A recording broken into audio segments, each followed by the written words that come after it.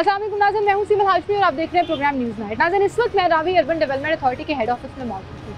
Ravi urban development authority Ravi किनारे एक नया शहर आबाद करने जा रही है। उस शहर में क्या क्या खास बात है, किस तरह से उस पर प्लानिंग की जा रही है, किस तरह से उस पर काम हो रहा है, इस पर सब पर बात होगी। आए मेरे साथ।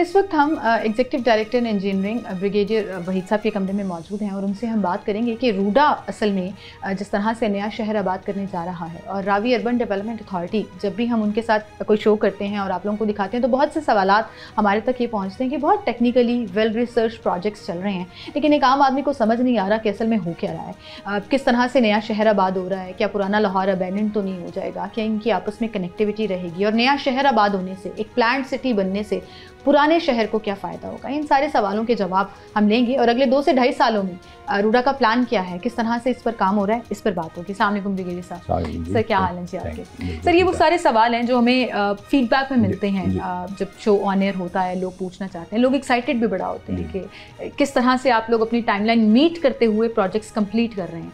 लेकिन अभी भी लोगों को ना कुछ चीज़ें समझ नहीं आई, जैसे रिवर ट्रेनिंग वर्क्स हमने जाकर वहाँ पर दिखाया ऐसे फायदे में, बट स्टिल मैं चाहूँगी कि आम एक लेमैन लैंग्वेज में, एक आम आदमी की ज़बान में ज़रा समझाइए हमें कि उसका फ़ायदा क्या होगा और वो हो क्या रहा है।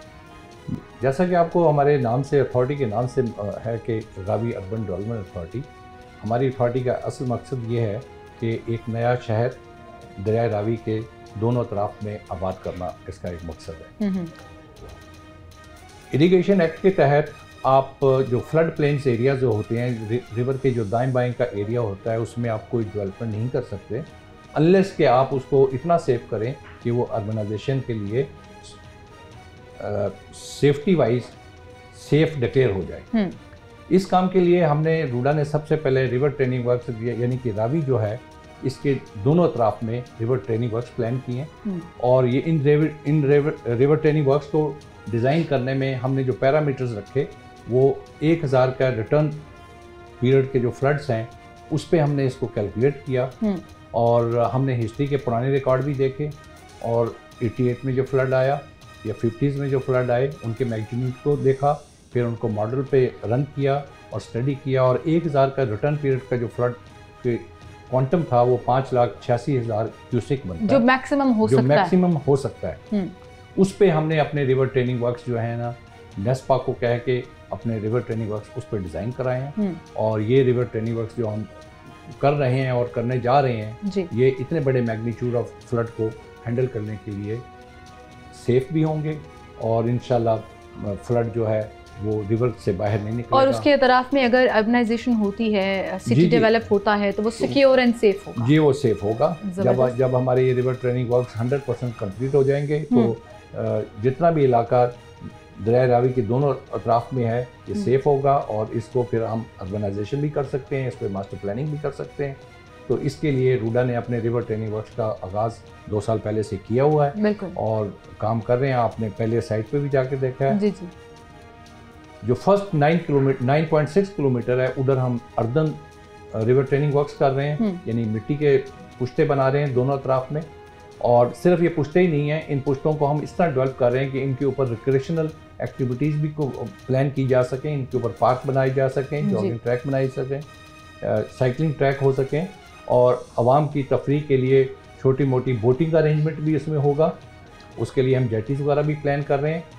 लोअर प्रोमिनेंट जो है हमारा 125 फुट चौड़ा होगा जबकि अपर प्रोमिनेंट जो है 70 फुट चौड़ा होगा और ये पहले 3 किलोमीटर में ये चौड़ाई है। अगले जो 6.6 किलोमीटर है वहाँ पे हमने लोअर प्रोमिनेंट को इवन 270 फुट चौड़ा कर दिया है। अच्छा। ताकि उसमें हम स्पोर्ट्स एक्टिविटी को भी मतलब है ना इंट्रोड्यूस कर सकें, लाइक फुटबॉल फील्ड बना सकें, हॉकी फील्ड्स हों, हॉकी ग्राउंड्स हों, क्रिकेट के भी छोटे ग्राउंड उसमें हो सकते हैं, और भी बाकी स्पोर्ट्स एक्टिविटीज प्लान की जा सकती हैं। हर एस्पेक्ट से कहीं ना कहीं आपने जोड़ने की कोशिश की है हमारे कल्चर को भी, रिक्रिएशनल एक्टिविटीज़ को भी। अभी आपने जैसे जिक्र किया तो मैं ये सोच रही थी कि हमने कहीं नहर किनारे या कहीं झील किनारे जाना हो तो हमें शहर से बाहर जाना पड़ता है, कभी राना रिजॉर्ट साइड पर, कभी रावल डैम इस्लामाबाद हम जा। अब लाहौर के अंदर जब ये मौजूद होगा तो ये तो बड़ी ज़बरदस्त एक चीज़ हो जाएगी। रिवर ट्रेनिंग वर्क्स का तो मकसद सिर्फ ये है कि हम रिवर को सेव करेंगे, फ्लड की सूरत में रिवर का पानी जो है बाहर ना आए जी। लेकिन एक हमारा मसला और भी है कि दरिया रावी में पानी बहुत कम है, और बल्कि आजकल तो सिर्फ 400 से 500 क्यूसेक चल रहा है, और फ्लड सीजन में ये मैक्सिमम 40 to 50,000 क्यूसेक चलता है।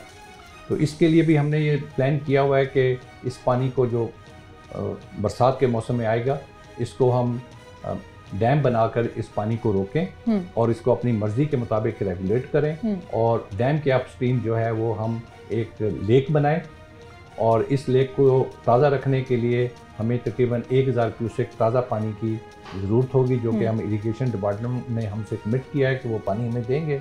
और साल में तकरीबन 70 दिन ऐसे हैं कि जब वो पानी अवेलेबल नहीं होगा, उस वक्त हम इस पानी को ताज़ा रखने के लिए फाउंटेन वगैरह लगा के और इसमें आर्टिफिशियल मीन से इस पानी को फ्रेश रखेंगे, ताकि इसमें एक्वाटिक लाइफ जो है, मछलियाँ हैं, बाकी अभी हयात हैं, बिल्कुल, और चरिंद परिंद हैं, वो सारे के सारे जो है ना वो इस पे सर्वाइव कर सकें, वापस आ जाएं लाहौर। तो इसके लिए हमने एक रबर डैम जो है ना वो लाहौर सियालकोट मोटरवे से डाउन स्ट्रीम तकरीबन 500 मीटर डाउन स्ट्रीम पे हमने रबर डैम प्लान किया हुआ है, जिसकी तकरीबन कास्ट 16.5 बिलियन रुपीस होगी, और ये इंशाल्लाह काम जो है इसी साल अगले 3 महीने के अंदर अंदर हम इसको स्टार्ट करने वाले हैं। बिल्कुल सही। और ये पहला रबर डैम होगा जो पाकिस्तान में इस टेक्नोलॉजी पे बनने जा रहा है। इस टेक्नोलॉजी पे बनने वाला ये पाकिस्तान में पहला रबर डैम होगा, और ये कॉस्ट इफेक्टिव भी है। कन्वेंशनल अगर आप बिराज बनाते हैं, यहाँ पे बिराज डैम बनाते हैं तो तकरीबन 62 बिलियन कॉस्ट थी, इसकी कॉस्ट तकरीबन 16.5 बहुत डिफरेंस है। एक तो डिफरेंस भी है, और दूसरा ये एक नई टेक्नोलॉजी है, और इसको एक प्रेसिडेंट एक मॉडल सेट हो जाएगा कि जब ये फंक्शनल होगा तो फिर हम बाकी अपनी चीज़ों को भी टर्न कर सकते हैं। चाइना में बहुत ऐसे चाइना इस टेक्नोलॉजी के ऊपर काम कर रहा है, तो क्या वो असिस्ट भी कर रहा है, वो भी साथ कहीं ना कहीं कोलैबोरेशन चल रही है? नहीं, हम चाइना से रबर डैम प्रोक्योर जरूर करेंगे, लेकिन इंशाल्लाह ये मे बी का कोई चाइना की कंपनी को इधर टास्क करें और उनको कॉन्ट्रैक्ट दें, और विद सम लोकल पार्टनर, ताकि वो इधर आके काम करें और वो इसको इंस्टॉल करें, क्योंकि हमारे लिए पहली दफ़ा है, तो इसलिए ज़रूरी होगा कि हम चाइना की कंपनी से जिन्होंने इस तरह के रबर डैम पहले बनाए हैं, जो एक्सपीरियंस्ड हैं, उनको हम हायर करें और उनको ये कॉन्ट्रैक्ट दें। बिल्कुल ठीक, बिल्कुल ठीक, ज़बरदस्त। तो सर, आप मास्टर प्लान की बात कर रहे थे, अब रिवर ट्रेनिंग वर्क्स के साथ साथ आपने कहा कि बहुत सी चीज़ें आई एज्यूम कि रूडा ने प्लान की हुई हैं अगले 10 साल की, अगले 15 साल की, लेट्स से, तो बहुत सी चीज़ें आपके प्लानिंग में शामिल हैं जो आहिस्ता आहिस्ता हमें पता लगती है। रूडा का जो हमारा मास्टर प्लान है, इसमें सबसे पहले तो इसकी सड़कें, हमने इसमें 300 फुट की, 220 फुट की और 200 फुट की तकरीबन मोर देन 300 किलोमीटर की रोड्स प्लान की हुई हैं। अगर आपको आइडिया हो कि कराची में लियारी एक्सप्रेसवे है, दरिया रावी के दोनों तरफ में रोड है, और लेकिन वो सिर्फ वन वे रोड है। हम अपने पूरे 46 किलोमीटर का जो दरिया रावी सिटी के बीच में से गुजरा, हम इसके दोनों तरफ में dual carriage way, both way traffic 300 की मेन जो है ना कैरेज वेज बनाएंगे, जिससे राइट फ्रॉम दी साइफन से लेके और नीचे उडियारा ड्रेन तक अनहिंडर्ड जो है ना वो आप ट्रैवल कर सकेंगे, और ये एक फास्ट रोड होगा। रिंग रोड की एग्जांपल है, तो this is gonna be another ring road by RUDA में भी। रिंग रोड नहीं, ये हमारे शहर के सेंटर से गुजरेगी। रावी जो सिटी जो कि दरिया के दोनों अतराफ में आबाद होगा, क्योंकि सेंटर से गुजरेगी, तो इसको मैं रिवर एक्सप्रेसवे कहना चाहूँगा ना कि बिल्कुल बिल्कुल सही कह रहे हैं आप, आपका एक टेक्निकल नाम, लेकिन वो एक पूरा सा रोड इंफ्रास्ट्रक्चर जो है वो इस पूरी सिटी को कवर कर रहा होगा। जी हाँ, इसके अलावा हम अपना थर्ड फेज में इसका रिंग रोड भी बनाएंगे, और बहुत सारी ऐसी एक्सप्रेसवेज और 220 फुट चौड़ी सड़कें बनाएंगे कि कनेक्टिविटी तमाम लोगों को सीमलेस कनेक्टिविटी मिले, एग्जिस्टिंग लाहौर से भी मिले और बाकी शहरों से भी मिले। अच्छा, ये जो एग्जिस्टिंग लाहौर है इसको भी आसानी हो जाएगी ये रूडा सिटी और रावी सिटी जो है उसके साथ कनेक्टिविटी में? बिल्कुल, जब रावी सिटी बनेगा तो जो पॉपुलेशन का जो प्रेशर है वो काफ़ी कम होगा और लोगों का रुझान होगा कि क्योंकि रावी सिटी एक नया सिटी होगा तो लोगों का वहाँ उस तरफ सेटलमेंट का ज़्यादा रुझान होगा और उधर बिजनेस अपॉर्चुनिटी भी लोगों की ज़्यादा होंगी, कमर्शियल एक्टिविटी ज़्यादा होगी, कंस्ट्रक्शन एक्टिविटी ज़्यादा होगी। तो आई एम श्योर कि लोग रावी सिटी को ज़्यादा प्रेफर करेंगे ना कि एक पुराने शहर में जहाँ पे प्रॉपर्टी बहुत हाई वैल्यू है इस वक्त। वो रूडा में प्रॉपर्टी भी आपको चीप भी मिलेगी और इन्वायरमेंट भी जो बड़े फ्रेंडली होंगे और इन्वायरमेंट जो है ना वो हमने उस पर बड़ा जोर दिया है। सर बेसिकली तो ये पर्पस यही था कि मेन सिटी का प्रेशर जो है पॉपुलेशन का, रिसोर्सेज का, वो कम किया जा सके एक नया प्लान सिटी बनाकर। तो आई थिंक अगर पैरेलल दोनों सिटीज़ चलते रहें तो पुराना शहर जो कहीं ना कहीं अब प्रॉब्लम्स का शिकार ज़्यादा होता जा रहा है वो प्रॉब्लम से निकलना शुरू हो जाएगा और रावी सिटी जो है वो आबाद होना शुरू हो जाएगा। जी बिल्कुल ऐसे ही है। और दूसरा ये कि हमने अपने मास्टर प्लान में तकरीबन 30% एरिया जो है ना वो उसको या तो हमने ब्लू छोड़ा है या उसको ग्रीन छोड़ा है। बिल्कुल बिल्कुल बिल्कुल। तो ये एनवायरमेंट फ्रेंडली मैं ये कहूँगा कि जो हमारा 46 किलोमीटर का जो स्ट्रेच है दरिया का, ये 1 किलोमीटर चौड़ी जो है ना लेक होगी फॉर 46 किलोमीटर। बिल्कुल बिल्कुल। इसके अलावा 2 एस्थेटिक कैनाल्स भी हैं और इस तरह मिला के तकरीबन 5% ऑफ द एरिया जो है ना वो हमारा ब्लू होगा and it's gonna have an huge impact for climate and environment. ये जो हम हर साल स्मॉग का रोना रोते हैं क्योंकि अनफॉर्चुनेटली आप नहीं उससे बाहर निकल पा रहे, तो जब पानी से भरा होगा दरिया और मुसलसल वो चलता रहेगा, बहता रहेगा, तो उसका बड़ा इम्पैक्ट पड़ेगा पुराने शहर की क्लाइमेट। इसके अलावा रूडा में तकरीबन 7000 एकड़ जो है वो फॉरेस्ट है। उन फॉरेस्ट में जो ब्लैंक एरियाज हैं उनको भी हम प्लांट कर रहे हैं। बिल्कुल। और प्रोमिनेंट्स के ऊपर भी सारा का सारा ग्रीन होगा।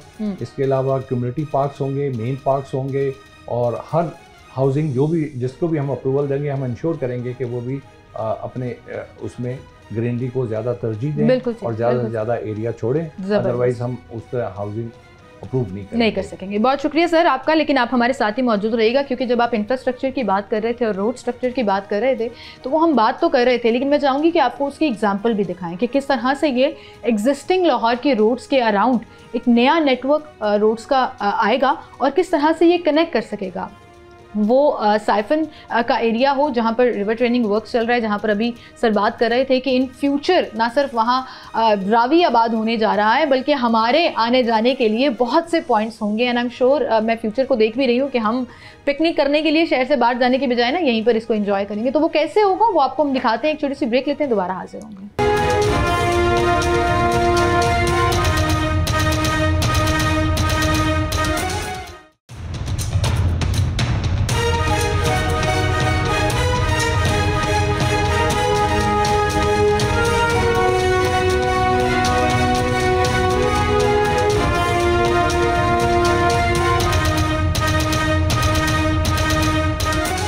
वेलकम बैक नाज़रीन, एक बार फिर से आपको खुशामदीद कहेंगे। और अब आप देख सकते हैं कि हम एक स्लाइड के सामने मौजूद हैं जहां पर ये पूरा प्रेजेंटेशन जो है वो एक्सप्लेन की हुई है कि किस तरह से ये जो अभी आप रोड इंफ्रास्ट्रक्चर की बात कर रहे थे सर, तो ज़रा ये आसान अल्फाज में समझाइएगा कि लाहौर, पुराने लाहौर और नए लाहौर के साथ ये रोड इंफ्रास्ट्रक्चर किस तरह से मैच करेगा। और अभी आपने रावी के ऊपर एक नए ब्रिज की बात भी की, एक्सटेंशन ब्रिज का जिक्र भी हो रहा है, तो वो किस चीज़ को किससे कनेक्ट करेगा? राइट, जैसा कि आप स्लाइड में देख रही हैं कि ये हमारे रूडा का फेज़ 1 का मास्टर प्लान की स्लाइड बनी हुई है। इस मास्टर प्लान में ये दरिया रावी है ब्लू वाला, इसकी दोनों तरफ 300-300 फुट की चौड़ी सड़कें ये आपको नज़र आ रही जी।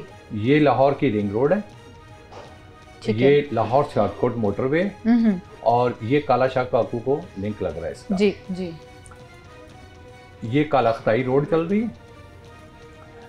अब रूडा की जो सड़कें ये रूडा अपनी रिंग रोड बनाएगा जो कि जीटी रोड जो कि वाघा बॉर्डर को जाती है वहाँ से शुरू होगी जीटी रोड से और रूडा के बाहर से होती हुई हमारी जुरिडिक्शन के बाहर से होकर ये यहाँ पर आकर ये लाहौर सियालकोट मोटरवे को टच करेगी। बिल्कुल ठीक। और हमारी जो एग्जिस्टिंग रिंग रोड है उससे बिल्कुल क्वाइट ऑपोजिट एक अलग उसके बिल्कुल हमारी रिंग रोड तो नीचे रह रही है ना ये। जी जी। ये है ये दूसरी तरफ ये बाहर से रावी अर्बन डेवलपमेंट अथॉरिटी के ऊपर से जाएगी और फिर ये यहाँ पे लाहौर सियालकोट मोटरवे को टच करेगी, आगे काला शहर काकू से लेते हुए आगे इसी तरह अप टू M2 मोटरवे तक कनेक्टिविटी आपको मिल जाएगी। बिल्कुल ठीक।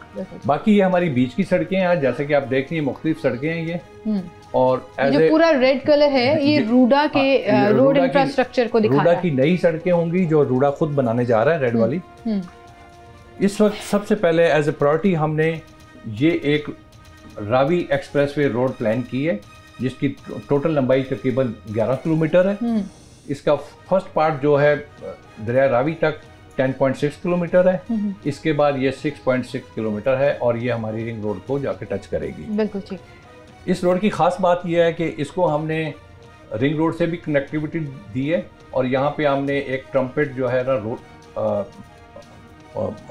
बनाकर इंटरसेक्शन बनाएंगे जी ताकि बहुत सर ये आपके चहारबाग का एरिया भी है जो एग्जिस्ट कर रहा है अभी ऑलरेडी रिंग रोड के बिल्कुल साथ, तो यहाँ से ये रूट शुरू होगी और ये रावी के साथ और ये यहाँ से जाएगी और ये बिल्कुल नई अलाइनमेंट है और नई रोड है और ये तकरीबन जाके इस जगह पर जाकर जो है ये रावी को टच करेगी। इसके बाद हम 1 किलोमीटर लंबा आइकॉनिक जो ब्रिज बनाएंगे जैसा कि ये इस तस्वीर में नजर आ रहा है। अच्छा ये इसकी फ्यूचर पिक्चर है, ये इस ब्रिज की फ्यूचर पिक्चर है और ये ब्रिज बनेगा 1 किलोमीटर का और इसके दूसरे मरहले में हम ये 6.6 किलोमीटर लंबी जो रोड है ना वो भी बनाएंगे। बिल्कुल ठीक। और ब्रिज के जो टाइमलाइंस हैं आप देख रही हैं कि ब्रिज हमने तकरीबन 15 महीने पे प्लान किया है और ब्रिज की जो कास्ट है वो 7.29 बिलियन रुपीस होगी और ये इसकी टाइमलाइंस है मुख्तलिफ कि हमने कब इसको स्टार्ट करना है और इसकी अभी टेस्ट फाइल जो है उसका डिज़ाइन उसका तैयार हो रहा है और इंशाल्लाह ये जो टेस्ट फाइल है 23 अप्रैल तक कंप्लीट हो जाएगी। जबरदस्त जी। और ये ऑलरेडी काम जो है वो चल रहा है। ट्रम्पेट की स्लाइड है, ये रिंग रोड है और रिंग रोड से आप देख रहे हैं कि ये हम अपना ट्रम्पेट बनाएंगे और अपनी जो शादरा बाउंड ट्रैफिक वाले जो है ना इसको ट्रम्पेट को यूज़ करते हुए ये हमारे चहारबाग में एंट्री करेंगे और चहारबाग से निकल के ये रोड सीधी जो है ना दरिया तक जाएगी। जबरदस्त जी, ये तो बड़ा कनेक्टिविटी भी आसान हो गई, वरना लोगों को लग रहा था कि शायद दो सेपरेट एंटिटीज होंगी। जब ये एक नई सड़क है तो इंशाल्लाह ये बाकी सड़कों का भी लोड जो है ना शेयर करेगी और बाकी लाहौर की अपनी जो रोड हैं उन पे भी ट्रैफिक कंजेशन कम हो जाएगा और इसकी वजह से ये फायदा इजी वे आउट भी मिल जाएगा बहुत से लोगों को। कि रावी सिटी में जाने वाले लोगों को एक फास्ट ट्रैक और एक कम वक्त में पहुंचने के लिए एक सहूलत मैसर होगी। बिल्कुल ठीक कह रहे हैं सर आप। Thank you so much sir for being with us. और नाज़रीन हम एक छोटी सी ब्रेक लेते हैं, दोबारा हाजिर होंगे, हमारे साथ रहिए।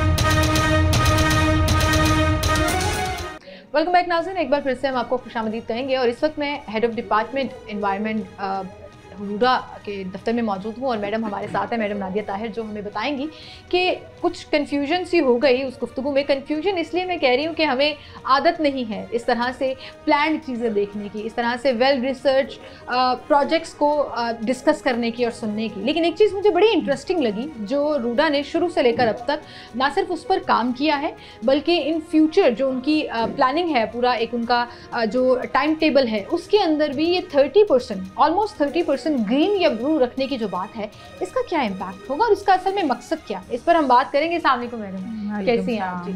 मैंने कन्फ्यूजन का वर्ड यूज़ किया वो इसलिए कि आपको पता है कि हमें आदत नहीं है इस तरह से प्लान्ड चीज़ों को फॉलो करने की, लेकिन हम देख रहे हैं कि जब से रूडा ने अपना काम शुरू किया है ये जो 30 से 40% ग्रीन लैंड और ब्लू लैंड, अब ब्लू का लफ्ज़ भी इस्तेमाल होना शुरू हो गया, इसके ऊपर कॉम्प्रोमाइज़ नहीं है। मतलब कहीं पर भी हम ये नहीं देखते कि लैक ऑफ ग्रीनरी हमें नज़र आ रही है या कहीं इन्वायरमेंट की चीज़ों को जो है वो साइडलाइन किया जा रहा है। बिल्कुल ऐसे ही है। एक तो ये जो ब्लू ग्रीन इंफ्रास्ट्रक्चर ये टर्मिनोलॉजी है और ये बेसिकली एक इन्वायरमेंटल टेक्नोलॉजी है कि जिसमें एक प्रोपोर्शन मेंटेन किया जाता है कि ब्लू इंफ्रास्ट्रक्चर भी हो और ग्रीन इंफ्रास्ट्रक्चर भी हो और ये नेचर बेस्ड सॉल्यूशंस कहलाते हैं। सो रूडा का जो कंसेप्शन है और उसका कॉन्सेप्ट है वो डिराइव ही इन दो चीज़ों से हुआ। आप अगर उसका लोगो देखें तो we can well mention that logo too. अच्छा, अब अगर ग्रीन कवर की आप बात करते हैं तो ग्रीन कवर हम एनहेंसमेंट की तरफ ही गए हैं।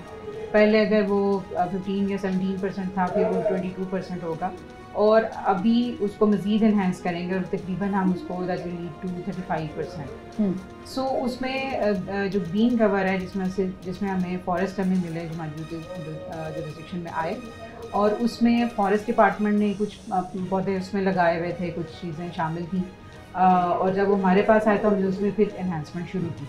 अब उसके अंदर एक पूरा प्लान चाहिए था कि जो प्लांट्स पहले से लगे हुए हैं उनकी स्पीसी क्या है, ज़्यादातर यूकलिप्टस था लगा हुआ, और उसके साथ फिर हमें इन कॉम्बिनेशन या तो लगाने थे प्लांट्स, और या फिर उनको आप पहले अप्रूव करिए और फिर आपने प्लांट्स लगा सकते हैं। सो उनको अप्रूव करना एक मुश्किल काम था, और उस वक्त तक कि जब तक हमारे अपने प्लांट्स मैच्योर हो जाएं, फिर उसके लिए फर्दर प्लान किया जा सकता है कि अगर वो प्लांट्स के साथ वो कॉम्बिनेशन सूट नहीं करता तो फिर हम उनको। अच्छा, ये भी होता है कि प्लांट्स का आपस में कॉम्बिनेशन जो है वो सेट करना होता है। सिम्बायोटिक रिलेशनशिप्स होते हैं कि किसी की छांव में कोई पौधा रह सकता है और किसी के साथ कोई पौधा रह सकता है या नहीं रह सकता, या वो उसके लिए हार्मफुल हो सकता है। सो वो एक बॉटनी उसके अंदर चाहिए, पूरी फॉरेस्ट्री उसके अंदर शामिल है। सो इनिशियली फिर वो वाले एरियाज जो कि ब्लैंक एरियाज आइडेंटिफाई किए गए और वो रागजोग फॉरेस्ट के अंदर किए गए। अब रागजोग अगर आप एरिया देखिए तो वो वाला एरिया बनता है जो तकरीबन बफर जोन बनता है, लाहौर की एंट्री भी है, मोलनवाल भी है और वो सारा कुछ। जी जी। सो वो एरिया मुंतखब किया गया और वहाँ पे ब्लैंक एरियाज आइडेंटिफाई किए गए। सो वहाँ पे काम शुरू किया गया। फिर उसके लिए सारी जितना लैंड अवेलेबल थी उसके लिए लैंड प्रिपरेशन की गई, और फिर वहाँ पे ट्यूबवेल्स इंस्टॉल किए गए, और अभी वहाँ पे फुल फ्लेज सिस्टम आप देख भी चुकी हैं उसको। जी जी। सो वो एक पूरा सिस्टम पे। अच्छा, ऐसा भी नहीं हुआ कि बीज लगाए गए या छोटे पौधे लगाए गए कि बराए नाम हमने कागजों में दिखा दिया कि हमने जो है ना वो इतने ट्रीज लगा दिए और हमारा काम पूरा हो गया? ऐसा नहीं हुआ वहाँ पे? नहीं हुआ, और उसमें अच्छी कॉस्ट उसके ऊपर हमने उसमें लगाई, और ठीक ठाक ऐसा पौधा लगाया जो जल्दी बिल्कुल फ्लरिश्ड है। अच्छा, अगर आप देखें तो वो बिल्कुल रेडी है, और उसमें इजाफा हुआ क्योंकि बहुत अच्छी उसकी मेंटेनेंस की गई, और रूडा की इन्वेस्टमेंट जो है वो बिल्कुल भी ज़ाया नहीं गई, उसमें बफर जोन में इजाफा ही हुआ और वो ग्रीन एरिया भी इजाफा। उसके साथ साथ अगर आप ग्रीन कवर की बात करते हैं तो हमारे हर प्रोजेक्ट के अंदर ग्रीन कवर उसमें शामिल किया और उसकी कॉस्ट रखी जाती है। एनवायरमेंटल मैनेजमेंट प्लान कहते हैं उसे, और उसके साथ प्लांटेशन प्लान, और उसमें उसकी कॉस्ट और उसकी स्पीसी मेंशन की जाती है। फिर उसके लिए वो चाहे चहारबाग का प्रोजेक्ट है, वो चाहे रिवर ट्रेनिंग वर्क्स है, कहीं पर भी हर जगह पे आपने अपना ग्रीन एरिया जो है वो स्पेसिफिक रखा हुआ है, स्पेसिफिक रखना होता है। और जो हमारे रेगुलेशंस हैं, हमारी ये जो प्राइवेट हाउसिंग स्कीम रेगुलेशंस भी हैं और दूसरे रेगुलेशंस भी हैं, उनके मुताबिक हमारा 7% हाउसिंग स्कीम मुख्तस है। अच्छा। उसके अकॉर्डिंग हमें उसको मेंटेन करना। सो अगर आप देखें तो हमारे पास 7% से ज़्यादा ही चहारबाग के अंदर, दोनों में, चहारबाग 1 भी और जहारबाग, दैट इंक्लूड्स रोड के अतराफ में, रोड के सेंटर में भी जो है नेबरहुड पार्क्स आ जाते हैं, उसमें घरों के बाहर ग्रीन एरियाज हैं बिल्कुल, और पॉकेट पार्क्स भी हम कह सकते हैं, और 2 मेन पार्क्स हैं चहारबाग 1 की अगर हम बात करें जो रिंग रोड के साथ है। सो वो एरिया हमने मेंटेन किया, और वहाँ पे जो स्पीसी लगाई गई, और वो कुछ एस्थेटिकली ब्यूटीफुल भी होने चाहिए कि आपको आपकी आंखों को भी अच्छे लगे, बिल्कुल, और स्मूथिंग इफेक्ट भी आपको मिले, और बाकी जो बड़े ट्रीज हैं वो भी उसमें शामिल हैं। सो इसी तरह मेवाकी चहारबाग के अंदर उसमें शामिल किया गया, 2 एकड़ पे है, वो भी उसका हिस्सा है। सो इस तरह से करके वो तकरीबन 7% से तो क्रॉस कर रहा है, ऊपर जा रहा है। मैडम, एज एन एनवायरमेंटलिस्ट आपके ख्याल में अक्सर हम ये भी सुनने को मिलते हैं कि इन पार्क्स वगैरह से, बिकॉज ये एक आर्टिफिशियल ग्रीन एरिया होता है, इससे फ़र्क नहीं पड़ता है? व्हाट डू यू थिंक कि इससे इम्पैक्ट पड़ता है उस एरिया के, एटलीस्ट जिस हाउसिंग सोसाइटी में वो पार्क्स मौजूद हैं, जिस जगह पे वो मौजूद हैं, उसके एरिया में क्या इम्पैक्ट पड़ता है? टेक्निकली वाकई ऐसा है कि जो बड़े दरख्त हैं वो एक जो काम कर सकते हैं वो छोटा दरख्त नहीं कर सकता।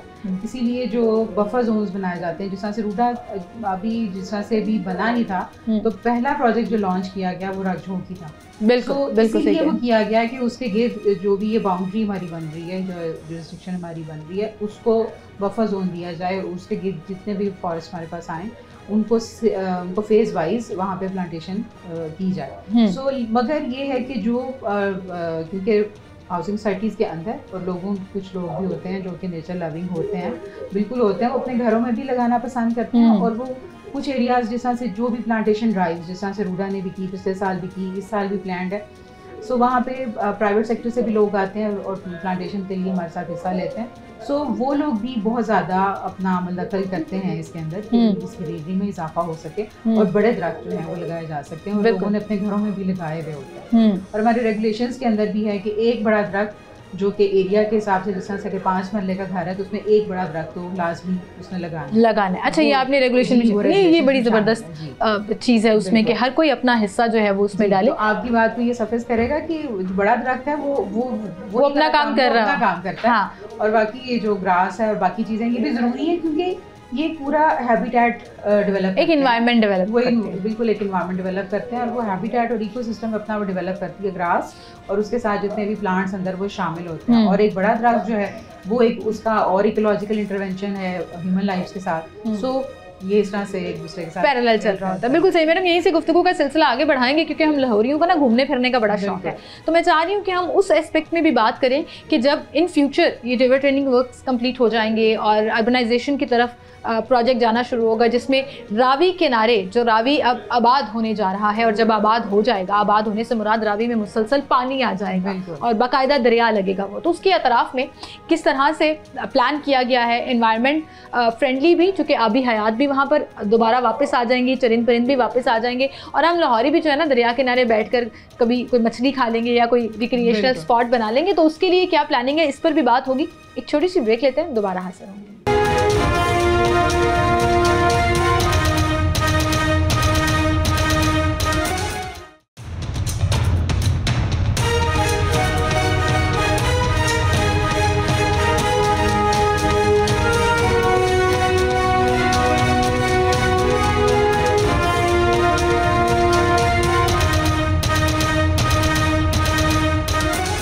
वेलकम बैक नाज़रीन, एक बार फिर से आपको खुशामदीद कहेंगे। और हम बात कर रहे थे रिवर ट्रेनिंग वर्क्स पे, और वो दरिया जो नाला बन रहा था और पानी ख़त्म हो रहा था, अब वो दोबारा, वो कहते हैं ना पंजाबी में और उर्दू में लाहौरी हम कहते हैं कि सुनी गई है उसकी, तो वो दरियाए रावी की ना थैंक्स टू रूडा कि सुनी गई है कि अब वो एक्चुअली जो दरिया है वो नाम का नहीं रहेगा, वो बल्कि आबाद होने जा रहा है। बिल्कुल, उसके ऊपर उसको भी आप विजिट कर चुकी हैं और अभी आपने उसकी प्रोग्रेस भी देखी है, जो वहाँ पे तामीराती काम जारी है।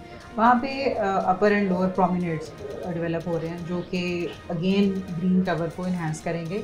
सो वो एक बड़ा अच्छा कम्बिनेशन आपको नजर आएगा ब्लू ग्रीन इंफ्रास्ट्रक्चर का, के साथ में पानी को रिचार्ज भी हो रहा होगा और पानी अवेलेबल भी होगा लेक्स के अंदर। और वो एक थोड़ी सी डिटेल है कि जिस तरह से अगर हमारे पास पानी या तो बारिश के ज़रिए में हम हासिल कर सकेंगे, और रेनफॉल हमारा अगर अच्छा होगा तो हम उसको मज़ीद बेहतर कर सकते हैं, और अगर अवेलेबल नहीं होगा तो हम अपने एग्जिस्टिंग इरीगेशन से एज़ पर एग्रीमेंट हम वो पानी हासिल कर सकेंगे। सो एक हमें उसमें रवानी बरकरार रखनी, एक कॉन्टीन्यूस फ्लो ऑफ वाटर के जो उसके अंदर ऑक्सीजनेशन को मेंटेन कर सके, जो कि हमारी इकोसिस्टम जो कि हमारा दरियाई इकोसिस्टम है उसको मेंटेन करने के लिए ज़रूरी समझा जाता है। बाकी अगर आप हालात देखें क्लाइमेट चेंज को लेकर, और जिस तरह से अभी एक साल आता है जिसमें बारिशें बहुत ज़्यादा होती हैं और एक साल आता है कि ड्राई एरिया फोरकास्ट होता है, और वो एक सैलाबी शक्ल आपके सामने आती है, और एक साल आता है कि वो ड्राइस्ट सीज़न आता है। अगर आप बैक टू 88 अगर आप जाते हैं, जिस तरह से हमारा फ्लड सीज़न था, वो फ्लड आया और वो सारा हुआ, तो उसमें पहले वो ड्राइस्ट सीज़न हमने देखे, और फिर वो एकदम से वो हैवी रेनफॉल हुआ, और वो फिर क्योंकि अपर कैचमेंट एरिया के ऊपर भी जब आपका हैवी रेनफॉल आता है तो वो एक्स्ट्रा पानी फिर इसी तरह से वो नीचे आता है। सो इस चीज़ को देखना बहुत ज़रूरी है, और रूडा अपनी क्लाइमेट चेंज स्टडीज़ भी इसके साथ साथ वो करवा रहा है, और इन वेदर पैटर्न्स के ऊपर भी हमने निगाह रखी है कि ये किस तरह से मूव करते हैं कि पानी कब ज़्यादा और कब किस वक्त। आप देख रहे हैं कि लाहौर में अभी 2-3 पिछले सालों में उस तरह से कोई फ्लडिंग या कोई इस तरह की चीज़ नहीं सामने आ रही, एक ड्राइस्ट वो है। So we must have to be prepared कि हमें एक इंडिकेशन ये आ रही है कि अगले 1-2 सालों में हो सकता है कि हैवी सीजन मानसून जो है वो हो सकता है, बिल्कुल हो सकता है, क्योंकि उसके साथ एक क्लाइमेट चेंज पैटर्न है, वो एल नीनो ला नीना का भी जो हम सफ़र कर रहे हैं वो अभी एक गर्म लेयर है उसको हम फेस कर रहे हैं। सो उसके अंदर वो साथ साथ ये सारी चीज़ों को, विंड पैटर्न्स को भी डिटरमिन करता है और वेदर पैटर्न्स को भी ये साथ साथ चलाता है। कितना टाइम लगेगा मैडम, क्योंकि रिवर बनना है, फिर रबर डैम बनना है, लेक्स बननी है और उसके इतराफ़ में भी ज़ाहिर रोड इंफ्रास्ट्रक्चर भी साथ साथ चल रहा है, तो इन्वायरमेंट के लिहाज से तो इसको बहुत ज़्यादा टेकअप किया हुआ है और हर चीज़ बारीक बीनी से देखी जा रही है, लेकिन कितना टाइम कंस्ट्रक्शन पीरियड इसका तकरीबन 3 साल है, जिसमें ये सारा डेवलप हो जाएगा। डैम भी शामिल होगा, जिसमें लेक भी शामिल है, जिसमें प्रोमेनेंट डेवलपमेंट और जिसमें पौधे भी तब तक उसमें जो लगाए जाएंगे वो बड़े हो जाएंगे, उनके साथ साथ कंस्ट्रक्शन के वो शामिल होते जाएंगे और वो उसमें इजाफा होता जाएगा ग्रीनरी में भी। सो पहले ये होता था कि प्रोजेक्ट कंप्लीट होता था फिर आप अपनी प्लांटेशन की तरफ जाते थे, लेकिन अभी हम इस तरह से उसको डिवाइस कर रहे हैं कि साथ साथ